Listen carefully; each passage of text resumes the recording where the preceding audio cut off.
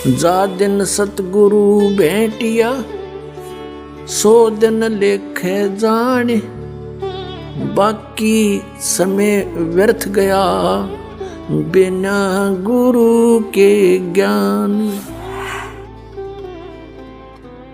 तो पुण्यात्माओं, जिस दिन आपका आध्यात्मिक जन्म होता है वो आपका वास्तविक जन्म है इस पृथ्वी मंडल पर।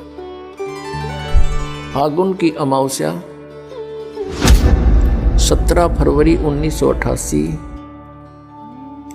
को इस दास को उपदेश मिला, इस दास का आध्यात्मिक जन्म हुआ। तो कहते हैं गुरु मेहर करे तो काग से हंस बना दे। उन्होंने अपनी मेहर से इस दास को, कव्वे को हंस बनाया और कहा कि आज के बाद तू उपदेश दिया करेगा। वो तो अंतर्यामी थे, समझ गए कि चिंता ना करना, तेरे साथ रहूंगा, तेरे साथ मेरा आशीर्वाद सदा बना रहेगा। और फिर कहा कि विश्व में तेरे समान संत नहीं होगा। नौकरी त्याग दी। एक ही काम हो सके था, या तो परमात्मा का आदेश पालन हो सकता है या फिर वो दूसरी नौकरी हो सकती थी।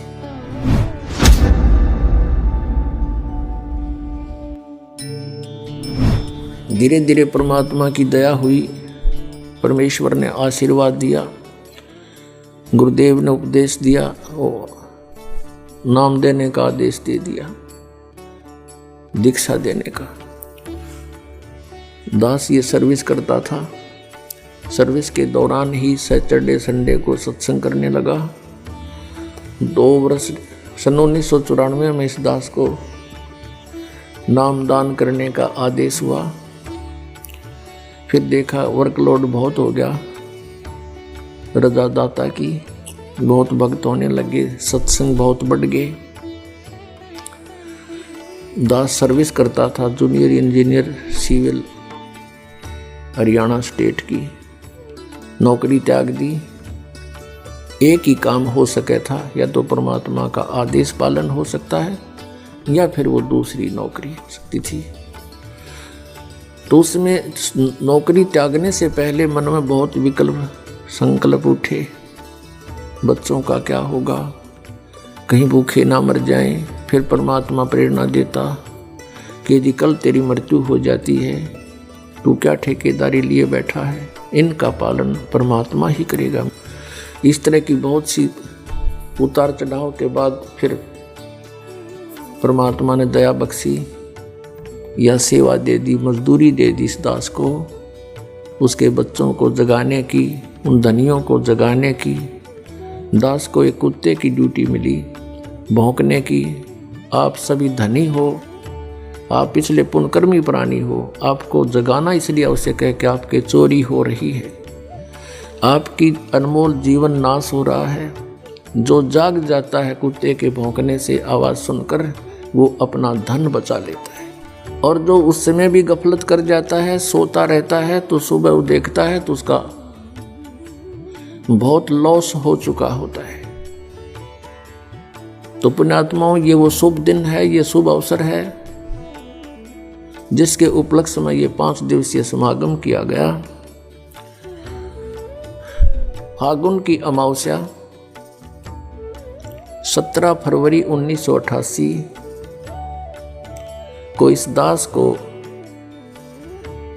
उपदेश मिला, इस दास का आध्यात्मिक जन्म हुआ। उस दिन के बाद एक नए जीवन की शुरुआत हुई। आत्मा में न्यारी उमंग हुई। दिन रात भक्ति, मालिक की वाणी, सतगुरु का संग करने लगा।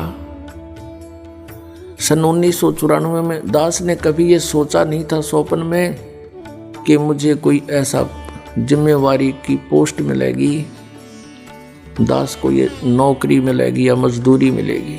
कभी भी नहीं सोचा था। दास क्या करता था, अपने आसपास के संबंधी मित्रों को, वैसे जो भी संपर्क में आता था, परमात्मा का ज्ञान सुनाता था, उनको तैयार करके अपने गुरुदेव से उपदेश दिलाता था। सन 1994 के अंदर गुरुदेव ने मैं कुछ भक्तों को नाम दिलाने लेकर गया था। ऐसे बैठे थे बरंडे में, सामने सैकड़ों भक्त विद्वान थे। उस समय मेरे पूज्य गुरुदेव जी की आयु लगभग 105-6 वर्ष की हो चुकी थी और इतना सुंदर चेहरा था, लाल शरीर था। 104 वर्ष की आयु में उनका चेहरा देखने योग्य था, वृद्ध अवश्य हो गई थी। और एकदम कहा कि रामपाल इधर आ। मैं बहुत पीछे बैठा था, दास की हिम्मत नहीं होती थी उनके सामने, क्यों डर लगता था कि सतगुरु के दरबार में मेरी थर थर कांपे दे और ना जाने किसी बात पर मारा टूट न जावे दे, कोई ऐसी गतिविधि ना हो जाए जिससे गुरु जी क्षुब्ध हो जाए। इसलिए दास बहुत डर कर रहता था। नाम देने वाले आगे बैठे थे, दास बहुत पीछे बैठा था। और भी बहुत से नाम लेने वाले, दीक्षा लेने वाले आए हुए थे और दास भी 5-7 को लेकर गया था, वो भी उन्हीं में विराजमान थे। मुझे पुकारा में आगे चला गया, बैठ जा, और कहा कि आज के बाद तू उपदेश दिया करेगा। और वहाँ उपस्थित सैकड़ों तो उपदेश लेने वाले थे और भी बहुत उनके पुराने शिष्य भी थे। सबसे बोल दिया कि आज के बाद मैं किसी का गुरु नहीं, और ये सब के गुरु हैं, इनसे दीक्षा लो। मैं एकदम घबरा गया, कति पसीने आगे दास के, और वो तो अंतर्यामी थे। मैं इस चीज से डर गया कि इतने जिम्मेवारी की चीज कदे दादा ने करी ना परदादों ने करी नहीं, कि तो देखा नहीं, अनुभव नहीं ऐसा। वो तो अंतर्यामी थे, समझ गए कि चिंता ना करना, तेरे साथ रहूंगा, तेरे साथ मेरा आशीर्वाद सदा बना रहेगा। और फिर कहा कि विश्व में तेरे समान संत नहीं होगा। ये सब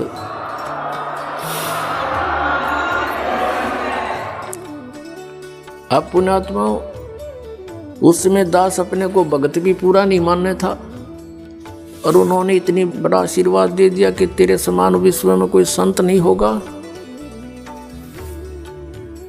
तो कहते हैं गुरु मेहर करे तो काग से हंस बना दे। उन्होंने अपनी मेहर से इस दास को, कव्वे को हंस बनाया, अपने ही आशीर्वाद से संत बनाया। उस समय हमारी बाल बुद्धि थी, ये बात समझ में नहीं आई कि मेरे जैसा एक तुच्छ प्राणी और विश्व में मेरे समान कोई संत ना होगा। ये बात गले नहीं उतर रही थी, लेकिन गुरु की जो वचन है वो उसमें दोष भी दिखाई नहीं देवा था। जैसे कोई छोटा बालक होता है और उसको कोई कहता है कि बेटा वो पेन ला, वो जैसे पेन रखा होता है, ये पेन रखा हो और वो बच्चा उठा लेता है, वो पूछता है डैडी ये क्या है, पिताजी ये क्या है। पिताजी कहता है बेटा पेन है। वो कहता है कि पेन है,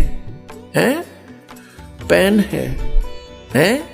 और इस बात को कहते कहते उसको रख के वो और खेल लग जाता है। कहने का भाव ये है कि उसको न तो ये अविश्वास है कि पिताजी जो कह रहा है वो गलत होगा, लेकिन उसकी बुद्धि इतनी बाल है कि इसको समझ नहीं पा रही ये पेन है। वो ऐसे उसको छोड़कर चला जाता है। तो इस दास की अब वो ऐसा स्थिति थी। उन्होंने कहा कि तेरे बराबर विश्व में कोई संत नहीं होगा। तो उस समय दास ऐसा स्थिति में था और वो जो कह रहे थे तो पेन था ही। तो अब इस बात का कुछ एहसास हो रहा है, क्योंकि अन्य संतों ऋषियों के जो अनुभव देखे दास ने, इनके पास तक खख भी को नहीं अध्यात्म ज्ञान का।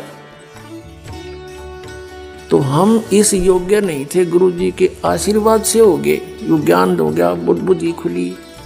और इन महर्षियों के अंदर इनके झांक के देखा, इनके खुले वो बोरे जिन पर ISI मार्क ला रखा, गोबर पर रखा था इन्हें सब ने। किसी के पास मोक्ष मार्ग नहीं, सबकी दुर्गति हुई। पिछले इतिहास बतावें, हमारे ग्रंथ कहते हैं कुछ, ये हमें बता रहे थे उसके विपरीत। तो तो ये संत नहीं थे। आज आपके समक्ष है क्योंकि बुद्धिमान समाज है। तो पुण्यात्माओं, जिस दिन आपका आध्यात्मिक जन्म होता है वो आपका वास्तविक जन्म है इस पृथ्वी मंडल पर। शरीर के जन्म तो असंख्य हो लिए, जन्म तो वो भी है क्योंकि शरीर स्टार्ट हुआ, और अब आत्मा का जन्म समझो, आध्यात्मिक जन्म उसका उस दिन है जिस दिन सतगुरु मिल गए। जा दिन सतगुरु भेंटिया सो दिन लेखे जाने, बाकी समय व्यर्थ गया बिना गुरु के ज्ञान। कि यही समय हमारा उस दिन से लेखे लगा जीवन जिस दिन से पूर्ण संत मिले। नकली गुरुओं से उपदेश लिया हुआ व्यर्थ है।